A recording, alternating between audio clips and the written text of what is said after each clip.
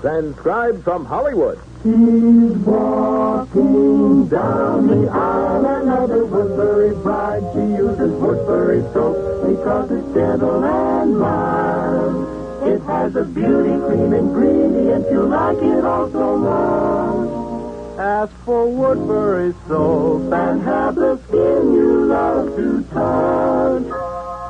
Woodbury, the soap with the beauty cream ingredient, presents the Louella Parsons Show. What famous songwriter narrowly escaped electrocution in his swimming pool this morning? What famous host will entertain General and Mrs. MacArthur in his Bel Air home? What two top comedians brought about the cancellation of their picture because of their constant quarreling? Tonight you'll get the answers from Louella Parsons, motion picture editor of International News Service and the Hearst Papers. Louella will also have as her guest Ann Blythe. But first, the Hollywood headlines. Louella Parsons. Hello from Hollywood to all of you, and now for my first exclusive. Early today, Jimmy McHugh, one of Hollywood's top songwriters, barely escaped electrocution. Jimmy was swimming and accidentally grabbed a wire that was short-circuited in his pool.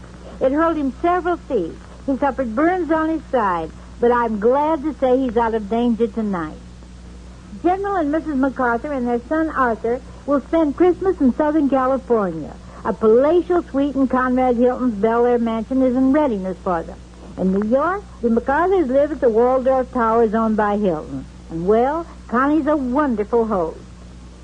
The annual Royal Command performance, which so many of our Hollywood stars attend, has been called off because of King George's serious illness. From London, I hear that the king, who never wanted to be king, may abdicate in favor of his daughter Elizabeth. The Duke of Windsor, whose abdication made George king, flew to London tonight. Franchot Tone has decided to prefer charges against Tom Neal for the brutal beating Neal gave him. Tone is insured with Lloyd's of London, but he can't collect a penny unless he can prove that he didn't strike the first blow. Franchot refuses to believe that Barbara Payton has been secretly meeting Neal, although they've been seen by any number of people. It's definitely all off again between Diana Lynn and her architect husband, John Lindsay, who recently tried reconciliation. Lindsay flew to New York last night to ask Diana to change her mind, but I'm reliably informed it's a hopeless mission. Patty Andrews of the Andrews Sisters is marrying her piano player, Wally Weckler, when they return from their European tour. Patty was formerly married to Marty Melcher, now the husband of Doris Day. The case of Lynn Barry against Sid Luft for back alimony, set for Tuesday, has been settled out of court. Lynn and Luft, with their attorneys, met yesterday, and Luft agreed to pay his ex-wife. The canceling of this suit is very good news to Judy Garland, who'd been subpoenaed to tell if and how much she paid Luft as her manager. There's more than meets the eye in the indefinite postponement of the movie Huckleberry Finn. Gene Kelly's personality clashed with Danny Kaye's, and vice versa. Too much talent, I guess. Mike Conley, columnist on Variety and very well liked, moves to the Hollywood Reporter to write the Rambling Reporter column. Jim Hennigan, former columnist, resigned to devote all his time to his magazine work. It's a shame that Clark Gable's name had to be dragged into the Adolph Spreckles alimony case in answer to the sugar millionaire's insinuations. Mrs. Walter Lang says she, Walter, and Clark walked across the street to Mrs. Spreckles' house because Kay wanted them to see her new home. All in all, we were not there more than 10 minutes, said Mrs. Lang. We came with Clark and we left with Clark. While we were there, Spreckles telephoned downstairs to wish us a Happy New Year. He said he was too sick to join us. David Selznick has made $500,000 in Germany alone on the reissue of his picture, Rebecca. He'll now reissue Duel in the Sun, Since You Went Away, and other of his pictures. Every penny he gets will be applied to the $9 million he owes the bank. Witnesses in the Un-American Activities Hollywood investigation have said the idea of the communists was to organize Hollywood as a red propaganda center. Their plan to infiltrate pictures with communist ideologies certainly flopped. Even the investigators say that only an inconsequential amount of the vicious doctrine seeps through to the screen. It's a good thing it's all coming out in the open. The very first news Conrad Hilton, hotel magnate, had of his son Nicky's engagement to Betsy von Furstenberg was when he heard my exclusive on this show last Sunday. Bessie, who has now won her future father-in-law over, has not yet heard from her mother in Germany, but her American grandmother has sent her blessing. Bessie is as starry-eyed over Nicky as was Elizabeth Taylor before she married him. Attention, Colleen K. Hutchins, the new Miss America. Contact either producer Jack Cummings or director Mervyn Leroy at MGM. There's a role for you in their picture, lovely to look at. They want you to be queen of the models in a big fashion number. I've just received word that my interview with Matt Cervetic, exposing the inside workings of communism, has been read into the congressional record of the hearing of the Un-American Activities Committee. Thanks to Art Arthur of the Motion Picture Council, this was brought to my attention. Lana Turner's contract with MGM will expire December 31st, less than 3 months away. And Lana has not yet re-signed her contract. She's had some fabulous outside offers, but my guess is that MGM won't let her go. All the time, the battle between Francho Tone and Tom Neal was going on. Barbara Payton's radio was going full blast. And what do you think it was playing? It's so nice to have a man around the house. There's a tang in the air these fall days that makes everybody feel more sparkling. What better time to look more sparkly? So Marvin, tell us about Woodbury soap and the fabulous Woodbury beauty cream ingredients. With pleasure, Louella. Because Woodbury facial soap not only makes your complexion sparkling clean, Woodbury gives you a precious beauty cream ingredient, which is intended to help replace the natural oils you wash away. It's the same rich oil used in costly face creams to make skin soft and youthful looking. Try Woodbury soap and see for yourself what a difference that makes. Discover how exquisitely smooth Woodbury leaves your complexion. You'll be so pleased by the luxury of mild, creamy Woodbury lather. You'll want the big beauty bath size Woodbury, too, for satin soft loveliness all over. Now, here is the talk of the town. I have here as my guest this evening the most deceptive young actress in Hollywood.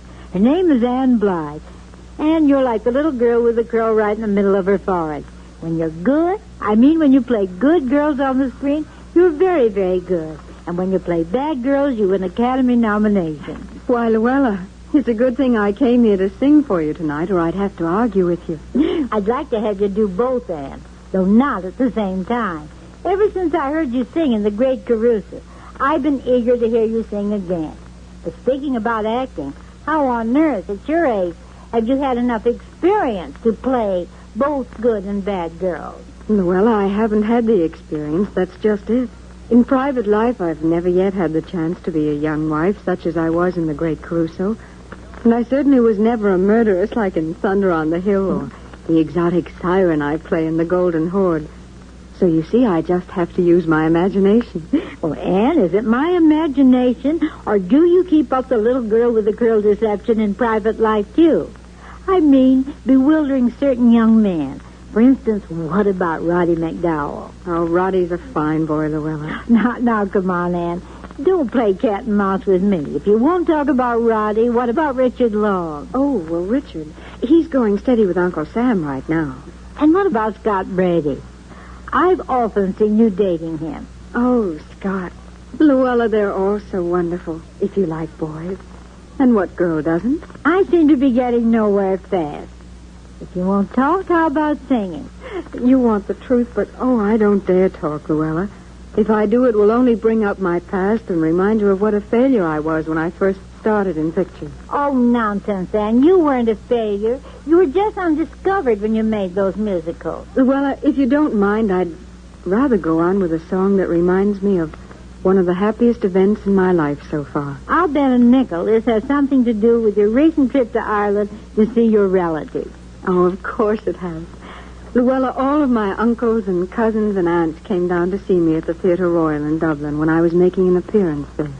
So I'd like to sing you an Irish song, dedicated to you and all of my relatives and all the Irish anywhere.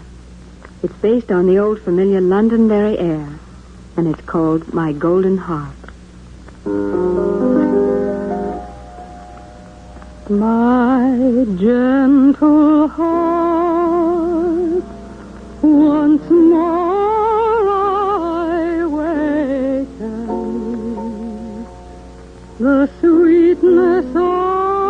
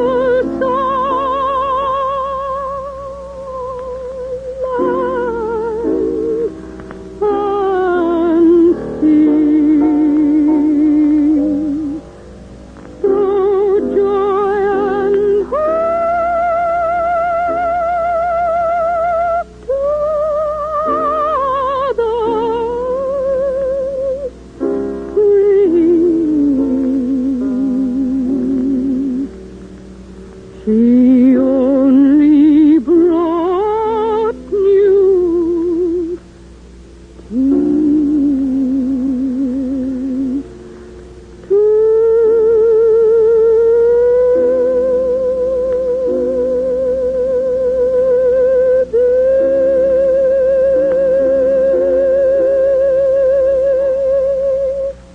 Oh, that's really beautiful, Anne. All of us who've been in Ireland love it.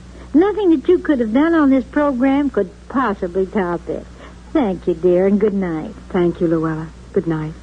Now, I don't pretend to understand feminine wiles, but I do know that a fresh, natural look is appealing.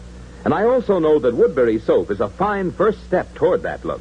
Because Woodbury facial soap, in addition to wonderfully thorough cleansing, gives you a precious beauty cream ingredient, which is intended to help replace natural oils you wash away.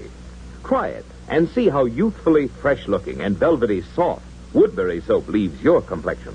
She's walking down the aisle, another Woodbury bride. She uses Woodbury soap because it's gentle and mild. It has a beauty cream ingredient, you'll like it all so much. Ask for Woodbury soap and have the skin you love to touch. Now, here is last-minute news. All Hollywood, particularly the British colony, is saddened by the latest London report that the king is not expected to live. A few hours ago, Jean Wallace and the two Tone children visited Francho at the hospital. His physician, Dr. Lee Siegel, expects to send him home in the middle of the week. In February, it will be 3 for Fred and Marion Levy of San Francisco. Fred is head of the Blum Candy Company, and Marion is the former motion picture actress Marion Carr. In every language, there's poetry about women's hands. Men have described their cool caress, their fluttering like butterflies. But to keep busy hands lovely, you must give them Jergens Care. Smooth on soothing Jergens lotion after every task, and yours will stay velvet soft, delightful to touch. Jergens is quick and easy to use because it's almost instantly absorbed. And Jergens ensures the beauty of your hands for only pennies a day. Jergens lotion only costs 10 cents to $1 plus tax. This is the Louella Parsons saying that's all for tonight, but I'll see you next Sunday when my guest will be, and here's a wonderful surprise, Judy Garland. And this is Marvin Miller saying goodnight for Woodbury, the soap with the beauty cream ingredient for the skin you love to touch. This transcribed program came to you from Hollywood. America is sold on ABC, the American Broadcasting Company.